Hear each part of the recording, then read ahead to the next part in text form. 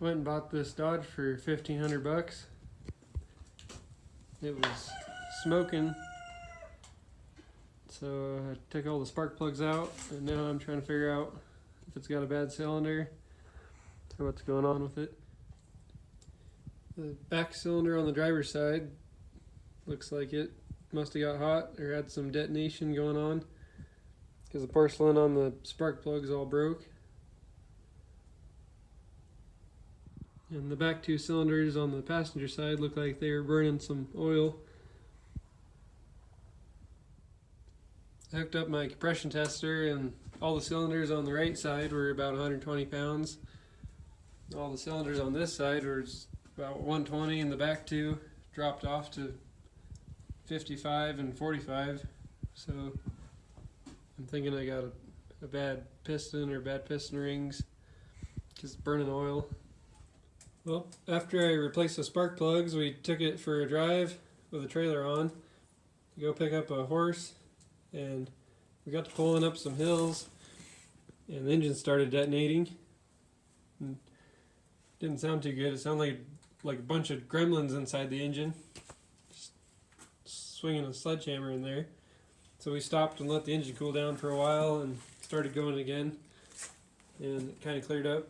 But I got to researching online and found out the 5.9 magnums are pretty common for having a blown out plenum pan gasket.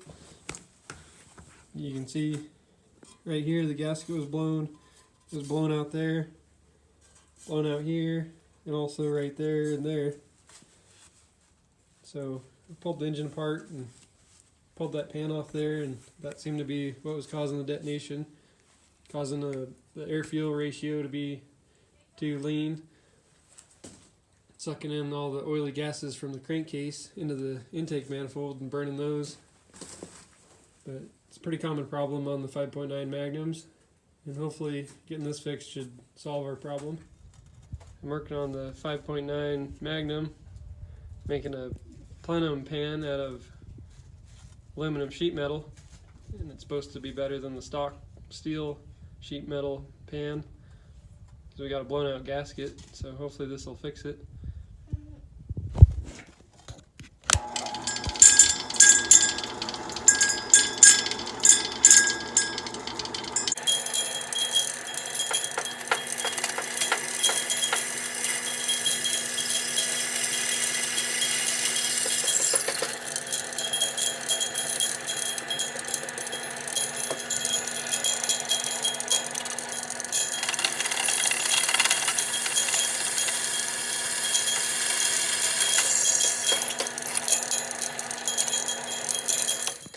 Ty's safety tip of the day is any earplug is better than no earplug at all. So just use a paper towel if you have to.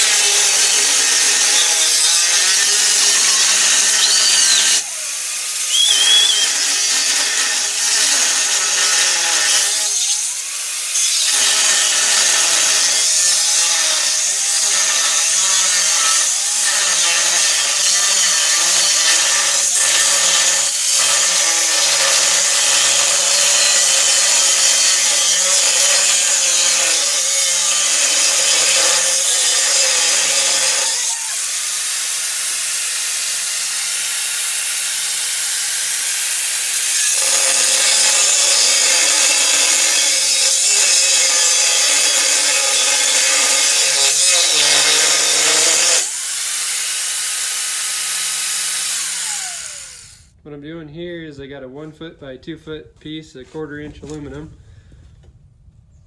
and this is the original steel plate that was on the plenum, and I'm just doing it the easy way. I just slap that plate down on there, just use it as a stencil and just start drilling holes out, and all these are just in there to hold the place, but then I'm just cutting it out.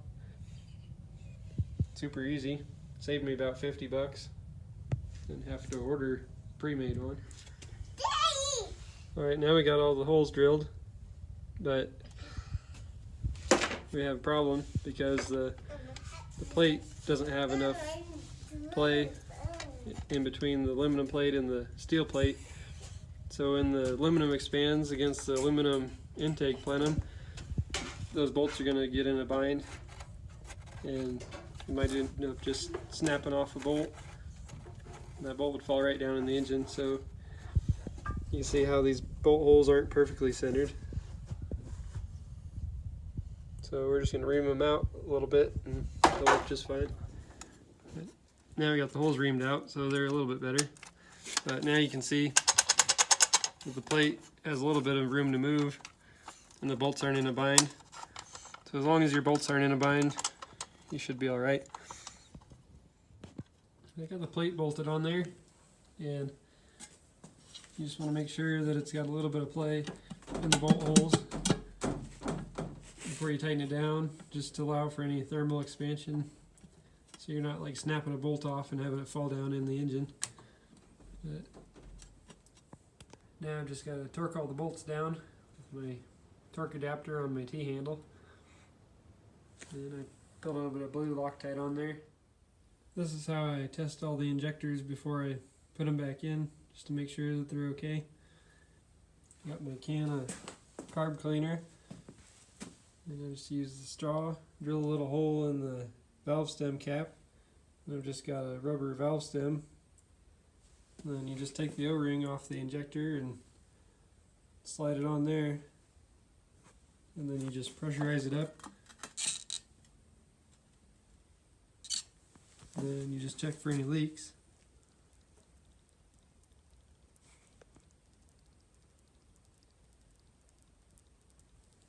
And once you know it's good, then I've got my battery over here.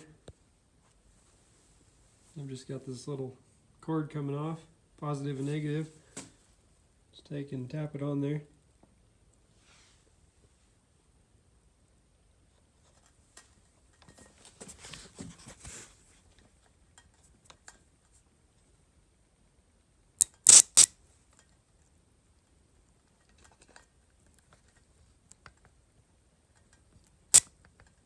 Just like that, you know it's good.